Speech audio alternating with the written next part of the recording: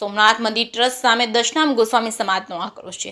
200 વર્ષ જૂના સમાધિ સ્થળો રાતોરાત તોડી પડાયા હતા। કલેક્ટરને રજૂઆત કરાઈ હતી। સોમનાથ મંદિર ટ્રસ્ટ સામે દશનામ ગોસ્વામી સાધુ સમાજે ગંભીર આરોપ મૂક્યા છે। સમાજના સભ્યોએ વેરાવળ પ્રાંત કચેરી ખાતે જિલ્લા કલેક્ટરને આવેદનપત્ર આપ્યું હતું। દશનામ ગોસ્વામી સાધુ સમાજ સોમનાથના પ્રમુખ ગૌતમપુરી ગોસ્વામીએ જણાવ્યું હતું કે સોમનાથ ટ્રસ્ટે 22 માર્ચ 2025ના રોજ સમાજના પરિવારોના ઘરોનું ડિમોલેશન કર્યું છે। સમાજે શાંતિપૂર્વક ટ્રસ્ટને કબજો સોંપી દીધો, પરંતુ 9 જુલાઈ 2025ને રાત્રે ટ્રસ્ટે પોલીસ બંદોબસ્ત સાથે 200 વર્ષથી વધુ જૂની સમાધિ તોડી પાડી હતી। ડિમોલેશન સમયે ટ્રસ્ટના મેનેજર તેમજ કોર્ટના અધિકારીઓ સમક્ષ રુદ્રેશ્વર મહાદેવની પૂજા અર્ચના માટે પરવાનગીની માંગણી કરવામાં આવી હતી અને મેનેજરે સહકારનું આશ્વાસન આપ્યું, પરંતુ આજ સુધી કોઈ વ્યવસ્થા કરવામાં નથી આવી।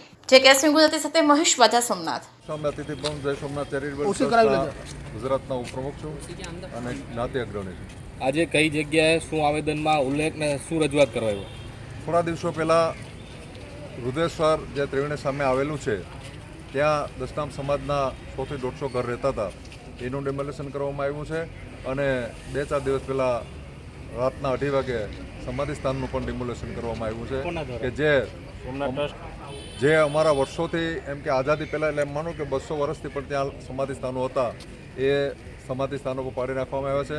તો સમાજની માગણી એ છે કલેક્ટર સાહેબને આવેદનમાં કે અમને આના માટે ન્યાય મળે અને પુનઃસ્થાપિત થાય એવી અમારી નમ્ર વિનંતી। કોના દ્વારા કૃત્ય કરવામાં આવ્યું છે? આખું અત્યારે કહેવામાં બધા જ્ઞાતિજનોનું કહેવાનું નથી, રાતના કરવામાં આવ્યું ત્યારે એમ કે સોમનાથ ટ્રસ્ટ દ્વારા કરવામાં આવ્યું છે એવી બધાને કહેવાનું છે। કેટલા સમાધિ સ્થાન હતા? સમાધિ સ્થાનો 100 થી 150 સમાધિ સ્થાનો હતા। આગામી દિવસોમાં તમારી રણનીતિ? આગામી દિવસોમાં દરેક જ્ઞાતિ મંડળોનું કહેવાનું એમ છે કે જો ન્યાય નહીં મળે તો ગાંધી ચિંતા માર્ગે અનશન ઉપવાસ ઉપર ત્યાં બેસવામાં આવશે। હું ગૌતમપુરી જયંતિપુરી ગોસ્વામી, પ્રમુખ છે દશનામ ગોસ્વામી સમાજ સોમનાથ। આજે અમે સમાજના બધા આગેવાનો બાલકા ભીડિયા વેરાવળ બધા એક થઈ અને આજે આવેદનપત્ર અમને આપ્યું છે સોમનાથ ટ્રસ્ટની વિરુદ્ધમાં। સોમનાથ ટ્રસ્ટે જે અમારી 200 વર્ષ પહેલાંની જે સમાધિઓ હતી એનું ડિમોલેશન રાતે 1:30 વાગે રસ્તાઓ બંધ કરી, બધી રસ્તાઓ બંધ કરી રાતે 1:30 વાગે એ લોકોએ ડિમોલેશન કરી, કોઈને જવા નથી દીધા, કોઈને કંઈ કરવા નથી દીધું, એટલે કોઈ પણ જાણ કર્યા વગર આ લોકોએ ડિમોલેશન કરી સોમનાથ ટ્રસ્ટે।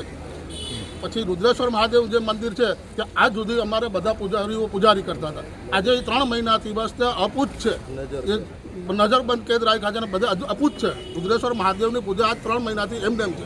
એ અમારા દશનામ ગોસ્વામી સમાજનો અલગ છે કે ભાઈ પહેલાં જ્યાં સુધી અમે દશનામ ગોસ્વામી સમાજ પખાલ ન કરીએ ત્યાં સુધી બ્રાહ્મણે એની પૂજા વિધિ કરી શકતો નથી। તમારી માગણી શું છે? અમારી માગણી એવી છે, જે અમારું સમાધિ સ્થાન તોડ્યું એ પાછું એવું ને એવું અમને પાછું આપે, અથવા એની ઉપર પાછો ઓટો બનાવીને અમને એ સ્થાન પાછું અમને આપે જગ્યા, બરાબર?